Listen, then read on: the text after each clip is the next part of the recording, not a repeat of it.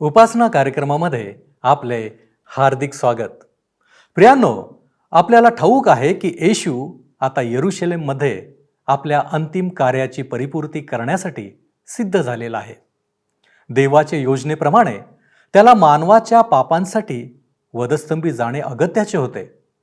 आजच्या अध्ययनात येशूला धरण्याविषयी अधिकाऱ्यांची गुप्त मसलत, बेथानी येथे येशूला करण्यात आलेला तेल्याभंग, यहुदाची फितुरी आणि शिष्यांबरोबर त्याने केलेले शेवटले भोजन, या सर्व गोष्टी आपण आज पाहणार आहोत. तर मग चला प्रियांनो, आपण आपल्या अध्ययनाची सुरुवात करूया. श्रोतनो, आज आम्ही मार्क शुभवर्तमान ह्याच्या 13व्या अध्यायाच्या उरलेल्या काही वचनांवर विचार करणार आहोत. 28 ते 30 वचने सांगतात. मार्क शुभवर्तमान 13वा अध्याय 28 ते 30 वचने. आता अंजिराच्या झाडाचा दाखला घ्या, त्याची डहाळी कोमल झाली आणि तिला पाणी फुटू लागली, म्हणजे उन्हाळा जवळच आला आहे हे तुम्हाला कळते. त्याप्रमाणेच ह्या गोष्टी घडत असलेल्या तुम्हाला दिसतील, तेव्हा तो जवळ अगदी दाराशी येऊन ठेपला आहे असे समजा. मी तुम्हास खात्रीपूर्वक सांगतो की हे सर्व पूर्ण होईपर्यंत ही पिढी नाहीशी होणार नाही.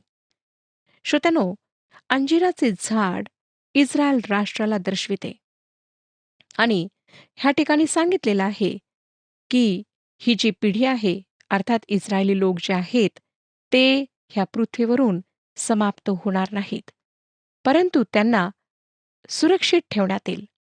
आणि पुन्हा तो म्हणतो की हे सर्व पूर्ण होईपर्यंत ही पिढी नाहीशी होणार नाही, अर्थात ह्या सर्व गोष्टी समाप्त होईपर्यंत इस्रायली पिढी नाहीशी होणार नाही.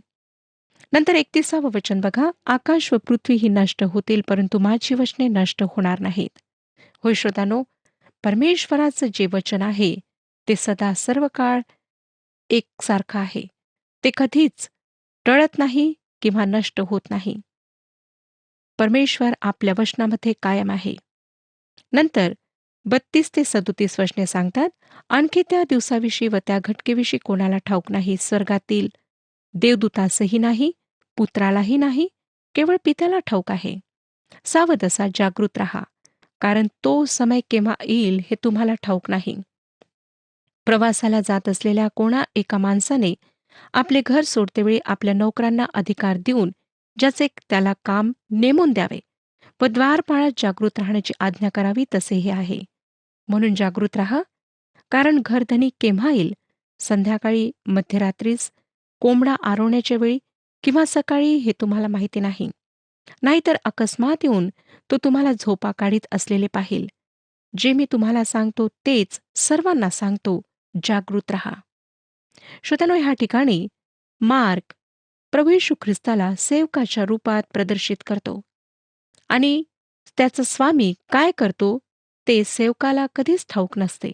आणि म्हणून ह्या ठिकाणी आम्हाला प्रभू येशू ख्रिस्ताचे मानवीपण फार स्पष्टपणे दिसते.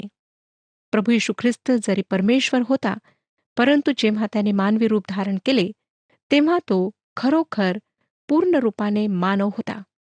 आणि ह्या ठिकाणी मार्क आम्हाला सांगतो की त्या दिवसाविषयी व त्या घटकेविषयी कोणाला ठाऊक नाही, पुत्रालाही नाही, फक्त पित्याला ठाऊक आहे. श्रोतांनो, आज आम्हाला जागृत राहण्याविषयी सांगण्यात आलेले आहे, कारण प्रभू येशू ख्रिस्त त्याच्या लोकांना वर उचलून घेण्याकरिता केव्हा येईल हे आम्हाला माहिती नाही. परंतु जेव्हा तो न्यायाधीशाच्या रूपात येईल, तेव्हा तो आपल्या स्वर्गदूतांसोबत येईल. आणि ह्या सर्व घटनांसाठी मानवाला जागृत राहण्यासाठी सांगण्यात आलेले आहे. आम्हाला जागृत राहायचे आहे, अर्थात आत्मिक रूपाने. ह्याचा अर्थ असा नाही की आम्ही मुळीच झोपू नये. शारीरिक रूपाने आम्ही झोपू शकतो, परंतु आत्मिक रूपाने आम्हाला जागृत राहायचे आहे. आता आम्ही मार्क शुभवर्तमानाच्या सगळ्यात मोठ्या अध्यायात येत आहोत, ज्यात 72 वचने आहेत. आता निश्चितपणे आम्ही अशा अध्यायात आहोत श्रोत्यांनो, ज्यामध्ये आम्हाला कृती दिसते. तरी सुद्धा येशू आता कृती करणारा म्हणून आमच्या समोर नाही. शत्रू व मित्र ह्या दोहोंमुळे त्याला बरीच कृती करावी लागली. आता वेळ आलेली आहे की त्याने स्वतःला सोपवून द्यावे. त्याची ह्या पृथ्वीवरची सेवा भविष्यवाणीच्या पूर्तीमध्ये समाप्त झाली आहे. यशायाचे पुस्तक 53 अध्याय 7 वचन. वधावयास नेत असलेल्या कोकराप्रमाणे लोकर कातणाऱ्यांपुढे गप्प राहणाऱ्या मेंढराप्रमाणे तो गप्प राहिला. त्याने आपले तोंड उघडिले नाही. ह्या ठिकाणी श्रोतांनो, तो आता स्वतःला मानवाच्या हातात सोपवित आहे. मरियम त्याला तेलाभ्यंग करते. यहुदा त्याचा विश्वासघात करतो. पेत्र त्याचा नकार करतो व महासभेचे लोक त्याला अटक करतात. तो स्वतःला पूर्णपणे पित्याच्या इच्छेवर सोपवतो. जेव्हा श्रोतांना आम्ही वधस्तंभाच्या छायेत येतो, तेव्हा आमच्या आदराने भरलेल्या हृदयाला जाणीव होते की आम्ही पवित्र भूमीवर आहोत. अशा काही खोल गहन गोष्टी आहेत ज्याचा आम्हाला ठाव नाही. अशी काही उंची आहे जी मोजल्या गेली नाही. ह्यावेळी त्याची जी कृती आहे त्यात असह्य वेदना व दुःख आहे. त्याची वेळ आली आहे.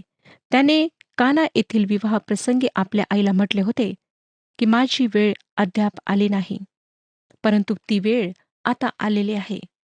ह्या अध्यायात व पुढच्या अध्यायात स्वर्ग नरक ह्या दोहोंमध्ये एक विक्षिप्त करार होत आहे. अंधकार व प्रकाश एकाच दिशेने जाताना दिसतात. नीतिमत्व व पाप दोन्ही वधस्तंभाकडे जात आहेत.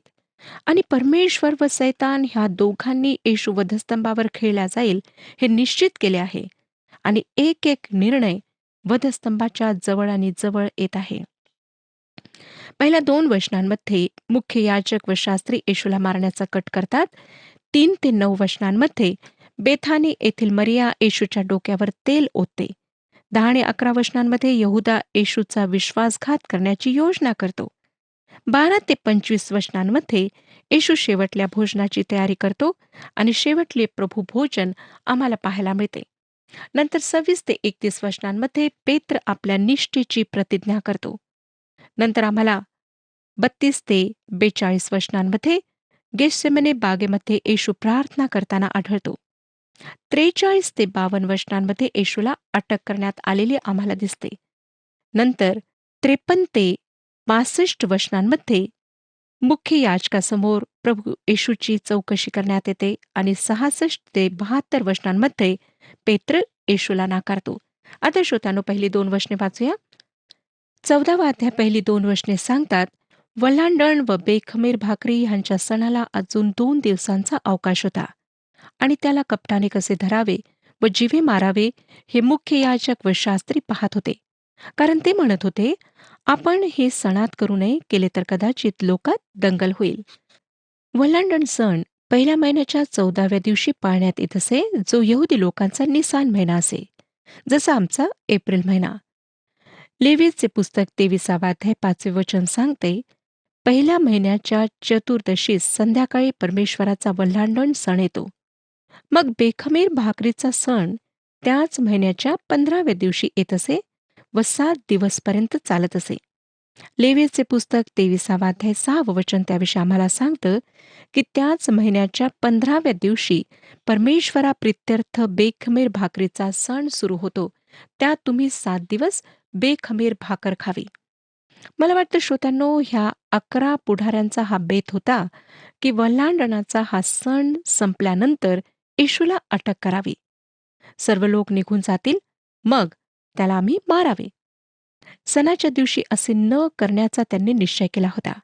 अर्थात वल्हांडणाच्या सणामध्ये त्या दिवसात जर ते येशूला पकडतील तर लोकांमध्ये दंगा होईल अशी त्यांना भीती वाटत होती.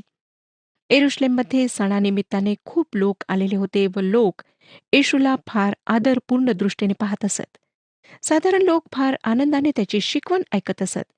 त्याने त्यांना भोजन दिले होते, त्यांना बरे केले होते, चांगली शिकवण दिली होती. 3रं वचन आम्हाला सांगतं, तो बेथानी येथे कुष्ठरोगी शिमोन ह्याच्या घरी जेवायला बसला असता कोणी स्त्री जटामासीच्या फार मौल्यवान सुगंधी तेलाने भरलेली अलाबास्त्र कुपी घेऊन आली. तिने ती कुपी फोडून त्याच्या मस्तकावर ओतिली. श्रोत्यानो, येथे एक फार सुंदर गोष्ट आहे. योहानाच्या शुभवर्तमानात ह्या घटनेला वल्हांडणाच्या 6 दिवस आधी ठेवण्यात आले आहे. योहान शुभवर्तमान 12वा अध्याय 1 वचन बघा.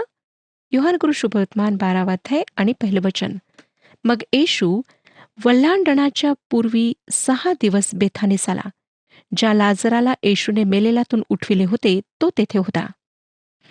नंतर काय मत्तै व मार्कने ह्या घटनेला वल्हांडणापूर्वी ठेवून चूक केली? नाही. आम्ही हे लक्षात ठेवले पाहिजे की नाही मत्ते नाही मार्क कालक्रमानुसार हे सांगण्याचा प्रयत्न करीत आहेत. त्यांचा उद्देश आहे की यहुदाच्या त्या विश्वासघाताच्या भयंकर कृत्यापूर्वी ही सुंदर घटना ठेवण्यात यावी. ते प्रकाश व अंधकार ह्यामधील अंतर, विरोध चित्रित करीत आहेत, म्हणून अशा प्रकारे त्यांनी ह्याला एकत्रित आणलेले आहे.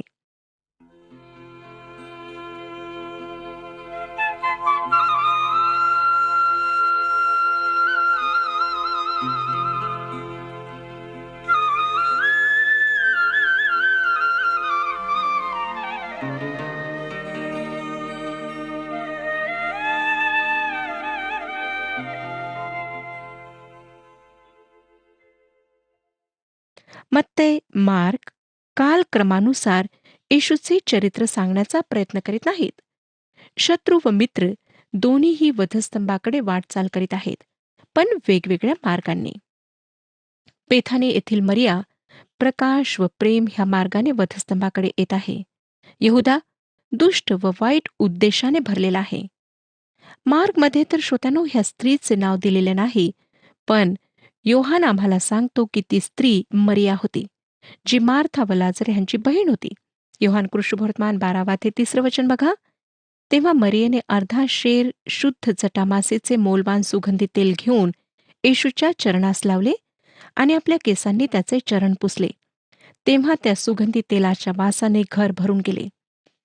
पुढे 4 आणि 5 वचन आम्हाला सांगतं, तेव्हा कित्येक जण आपसात चढफडून म्हणाले, ह्या सुगंधी तेलाची अशी नासाडी कशासाठी केली? कारण हे सुगंधित तेल 300 पेक्षा अधिक रुपयास विकून ते गोर गरिबास देता आले असते, अशी ते तिच्याविषयी कुरकुर करीत होते. योहान आम्हाला हे सुद्धा सांगतो की असे म्हणणारा यहुदा होता, ज्याने असे म्हटले व दुसऱ्यांनी पण त्यात भाग घेतला. खरेचे कारण होते ते म्हणजे त्याला गरिबास दान देण्याच्या धर्मार्थ कार्याच्या सल्ल्याद्वारे झाकण्यात आले. यहुदा तर स्वतःच्या स्वार्थासाठी ते प्राप्त करू इच्छित होता. आज सुद्धा श्रोत्यांनो लोक ख्रिस्ती कार्यामध्ये अशा प्रकारे करण्याचा प्रयत्न करतात. जर त्यांनी यहुदाला ते पैसे गरिबाच्या कल्याणासाठी दिले असते, तर आपणाला काय वाटतं, ते पैसे कुठे गेले असते? 6 आणि 7 वचने बघा. परंतु येशू म्हणाला, हिच्या वाटेत जाऊ नका, हिला त्रास का देता? हिने माझ्यासाठी एक सत्कृत्य केले आहे. गोरगरीब नेहमीच तुमच्याबरोबर असतात व पाहिजे तेव्हा तुम्हाला त्यांचे बरे करीता येते, परंतु मी तुम्हाबरोबर नेहमीच आहे असे नाही. जर ते प्रामाणिक असते तर गरिबांना मदत करण्याची त्यांच्याजवळ बरीच संधी होती, पण ते ती मदत कधी करू शकत होते. गरीब लोकांचा ह्या दिवसात खूप भरमार आहे व ह्या युगाची ती एक खास गोष्ट आहे. येशू येऊपर्यंत ह्या गरिबीचे निर्मूलन होऊ शकणार नाही. जगात श्रोत्यांनो अनेक अशा चुकीच्या गोष्टी आहेत, ज्यांना प्रथम आम्ही ठीक करायला हवे. 8 आणि 9 वचने बघा. हिला जे काही करिता आले ते हिने केले आहे. हिने उत्तर कार्यासाठी माझ्या शरीराला अगोदरच सुगंधद्रव्य लाविले आहे. मी तुम्हाला खचित सांगतो की सर्व जगात जेथे जेथे सुवार्तेची घोषणा करण्यात येईल, तेथे तेथे हिने जे केले आहे तेही हिच्या स्मरणार्थ सांगण्यात येईल. जे काही ती करू शकत होती ते तिने केले, हेच तो प्रत्येक मानवाला करण्यास सांगतो. परंतु लक्षात घेण्यासारखी महत्वाची गोष्ट म्हणजे मरियेजवळ आत्मिक सूक्ष्मदर्शीपणा होता, ज्याची येशूच्या प्रेषितांमध्ये ह्यावेळी उणीव होती. तिने त्याच्या शरीराला उत्तर कार्यासाठी आधीच सुगंधद्रव्य लावले ह्याविषयी विचार करा. ही गरीब अशक्त स्त्री ह्या घटनांच्या बाहेरच्या कडेवर उभी होती, ज्या घटना वधस्तंभाकडे वाटचाल करीत होत्या, व तिने प्रभू येशूला हे दाखविले की तिने त्याच्या उद्देशाला समजून घेतले आहे. शिष्यांपैकी कोणालाच ह्याची जाणीव झाली नाही, मात्र तिला झाली. त्या कुपीला फोडण्याद्वारे जो सुवास सगळीकडे पसरला, तो आज आमच्या दिवसापर्यंत शतकानुशतके पवित्र आत्म्याच्याद्वारे पसरलेला आहे. आज सुद्धा त्याच्या गोडव्याने लोकांची हृदये भरतात. येथे त्याच्या दुःख व यातनांच्या सावलीत कोणी होते, जिला ह्या सर्व गोष्टी समजल्यात. श्रोत्यानो, वाचायला हे फार सोपं वाटतं व कदाचित अर्थहीन सुद्धा वाटत असेल. काय आपणापैकी कोणी येशूकरिता अशा प्रकारची कुपी तोडली आहे, जिचा सुवास आमच्या सर्वांच्या जीवनात असून जो दुसऱ्यांसाठी आशीर्वादाचे कारण बनला आहे? आपणापैकी काही यहुदाप्रमाणे विचार करीत असतील, ज्यांना गरिबांची जास्त काळजी आहे. काय आपण खरोखर ते करीत आहात जे आपण करायला हवे? आता तिने जे इतके चांगले कार्य केले, त्या कार्यानंतर आम्हाला यहूदाचा विश्वासघात पाहायला मिळतो. 10 आणि 11 वचने सांगतात, नंतर त्या 12 जणांपैकी एक म्हणजे यहूदा इस्करियोत हा त्याला मुख्य याजकाच्या स्वाधीन करून देण्याच्या विचाराने त्यांच्याकडे निघून गेला. त्याचे म्हणणे ऐकून त्यांना आनंद झाला आणि त्यांनी त्याला पैसे देऊ केले. तेव्हा तो त्याला धरून देण्याची सोयीस्कर संधी पाहू लागला.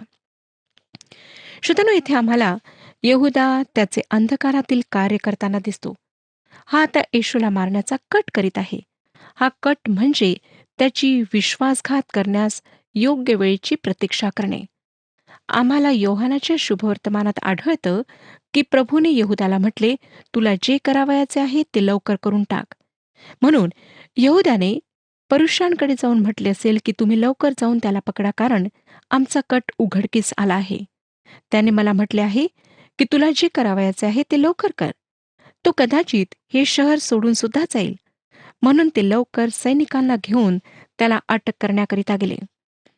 मार्क शुभवर्तमानामध्ये वापस जाऊन आम्हाला दिसतं की दुसरी जी गोष्ट नमूद करण्यात आली आहे ती म्हणजे प्रभू वल्हांडणाची तयारी करीत आहे. 14वा अध्याय 12वं वचन बघा. बेखमीर भाकरीच्या सणाच्या पहिल्या दिवशी वल्हांडणाचा यज्ञ पशु मारित असत. त्या दिवशी त्याचे शिष्य त्याला म्हणाले, आपण वल्हांडणाचे भोजन करावे म्हणून आम्ही कोठे जाऊन तयारी करावी अशी आपली इच्छा आहे? वल्हांडणाच्या वेळी बेखमीर भाकरी खायची असे. निर्गमचे पुस्तक 12 ते 14 ते 20 वचने आम्हाला सांगतात, हा दिवस तुम्हाला स्मारका दाखल होईल. त्या दिवशी तुम्ही परमेश्वरासाठी मेळा भरून सण पाळावा. पिढ्यानपिढ्या अगदी कायमचा विधी समजून हा सण तुम्ही पाळावा. 7 दिवस तुम्ही बेखमीर भाकरी खावी. पहिल्याच दिवशी तुमच्या घरातील सर्व खमीर काढून टाकावे. पहिल्या दिवसापासून 7व्या दिवसापर्यंत जो कोणी खमीराची भाकरी खाईल त्याचा इस्रायलातून उच्छेद करावा. पहिल्या दिवशी तुमचा पवित्र मेळा भरवावा. तसाच 7व्या दिवशीही पवित्र मेळा भरवावा. ह्या दोन्ही दिवशी काही काम करू नये. मात्र प्रत्येक व्यक्तीच्या खाण्यापिण्यासंबंधाने जे काही करावयाचे असेल ते करावे. या प्रकारे तुम्ही बेखमीर भाकरीचा सण पाळावा, कारण ह्याच दिवशी मी तुमच्या सेना मिसर देशातून बाहेर आणल्या. यास्तव हा दिवस पिढ्यानपिढ्या कायमचा विधी म्हणून पाळावा. पहिल्या महिन्याच्या 14व्या दिवसाच्या संध्याकाळपासून तो त्या महिन्याच्या 21व्या दिवसाच्या संध्याकाळपर्यंत तुम्ही बेखमीर भाकरी खाव्या. 7 दिवसपर्यंत तुमच्या घरात खमीर मुळीच नसावे, कारण जो कोणी एखादी खमीराची वस्तू खाईल तो परदेशी असो की स्वदेशी असो, त्याचा इस्रायलाच्या मंडळीतून उच्छेद करावा. तुम्ही कसलाही खमीराचा पदार्थ खाऊ नये. तुमच्या सगळ्या घरात बेखमीर भाकरी खाव्या. आता शिष्य हे जाणून घेण्यास इच्छुक होते की ते वल्हांडणाचे भोजन कुठे करतील. थोड्याच वेळात, काही तासांमध्ये येशू वल्हांडणाचा जो अर्थ आहे तो पूर्ण करणार होता. 14वं वचन बघा.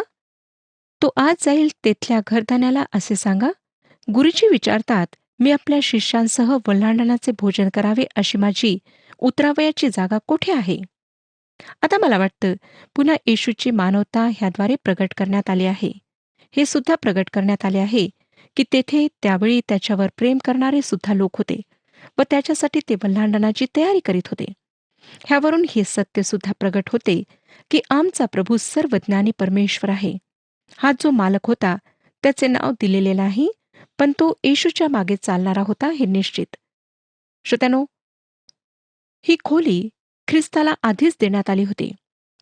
येशूच्या 3 वर्षाच्या सेवा काळात हा माणूस त्याच्याकडे आला असावा व त्याने ती खोली आपण वापरावी अशी त्याला विनंती केली असेल.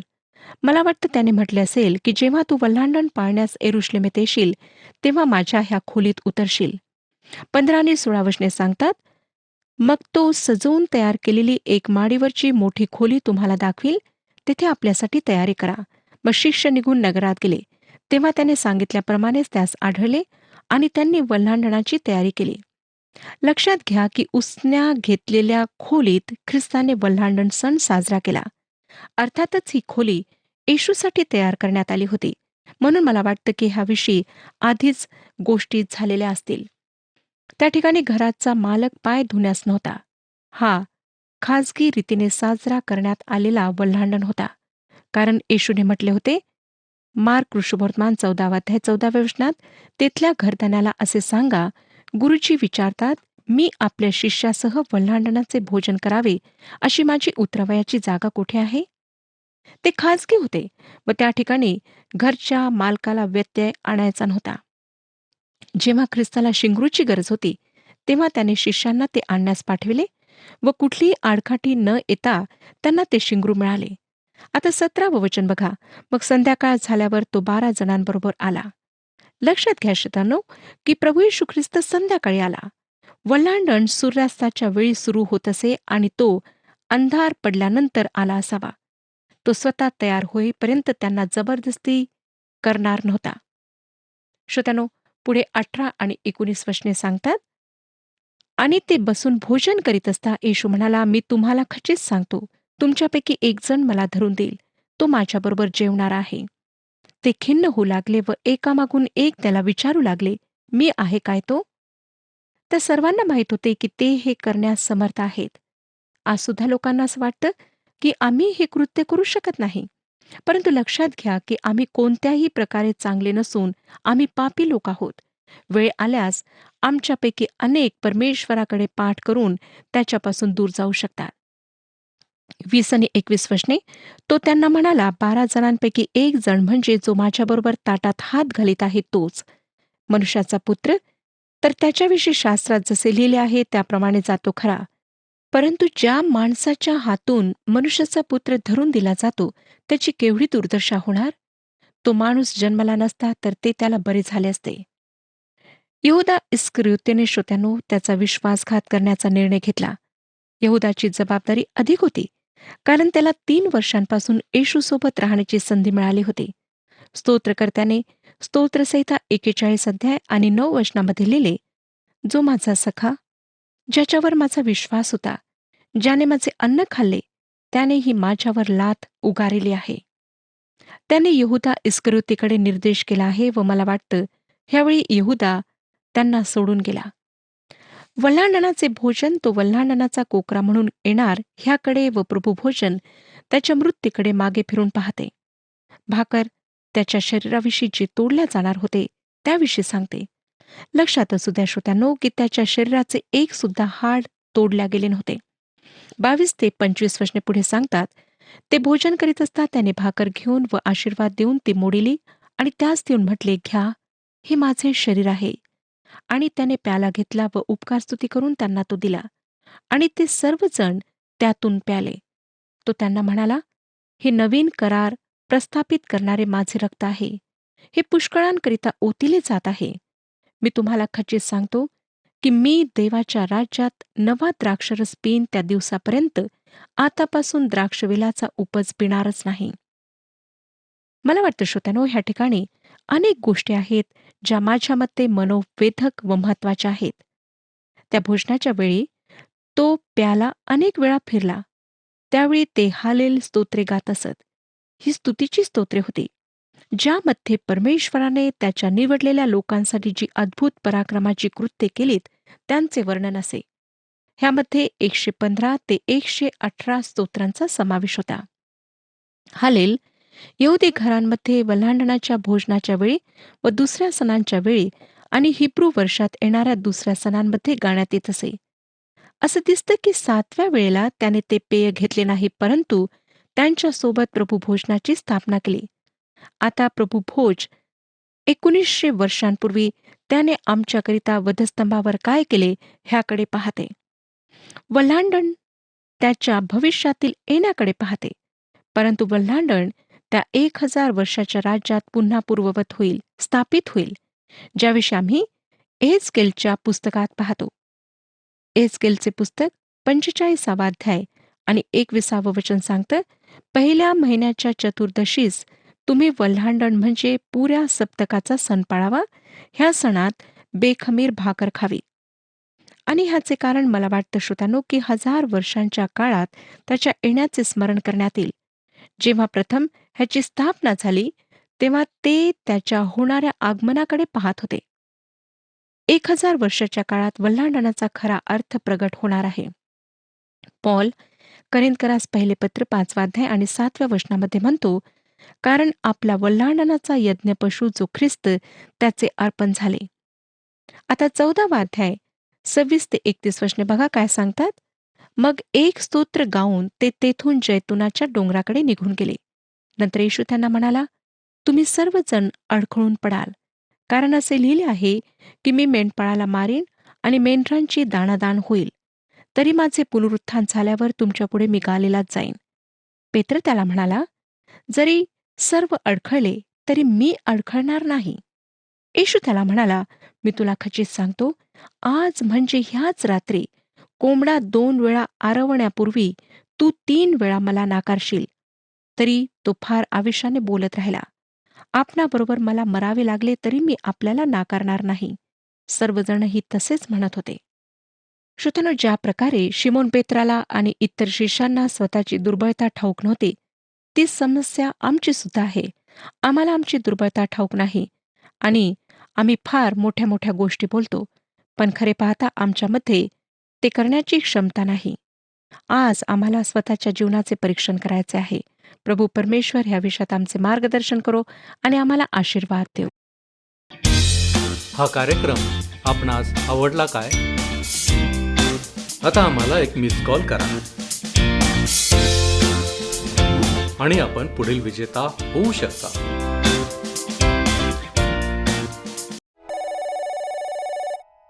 प्रियानो, आज आपण पाहिले की येशूची इच्छा आहे की आम्ही जागृत असावे. होय, कारण फारच थोडा समय बाकी राहिला आहे. कालच आपण शिकलो की आम्हाला सावध देखील राहायचे आहे. प्रियानो, आमची इतकी काळजी घेणारा देव जर आम्हाला लाभला आहे, तर का बरं आम्ही त्याच्या योजनेमध्ये सहभागी होऊ नये? आमचा नाश व्हावा ही त्याची अजिबात इच्छा नाही. आम्ही पापापासून दूर राहावे हीच तर त्याची इच्छा आहे. प्रियानो, अजूनही वेळ गेलेली नाही. आम्हाला पापापासून वळण्याची गरज आहे.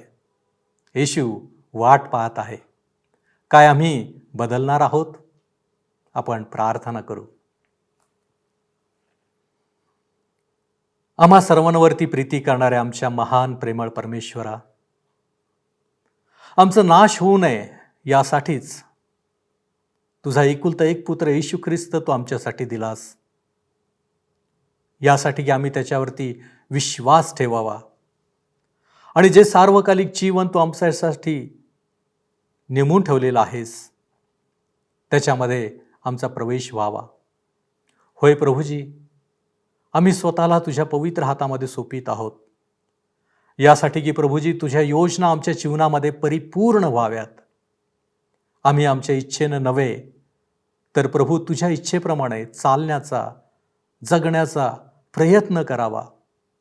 होय प्रभूजी, आम्हाला ठाऊक आहे की आम्ही अशक्त आहोत, परंतु बापा, जेव्हा तू आमच्या बरोबर आहेस, सर्व गोष्टी आमच्यासाठी आशीर्वाद अशा आहेत. म्हणूनच आम्ही स्वतःला तुझ्या हाती सोपवित असताना या सर्व विनंत्या, मागण्या धन्य तारक प्रभू येशू ख्रिस्त याच्या गोड आणि गौरवी नावात करीत आहोत, म्हणून तू ऐक. आमेन. आपली पापे पदरी घ्या आणि पापापासून दूर राहा. प्रभू आपणास मार्गदर्शन करो.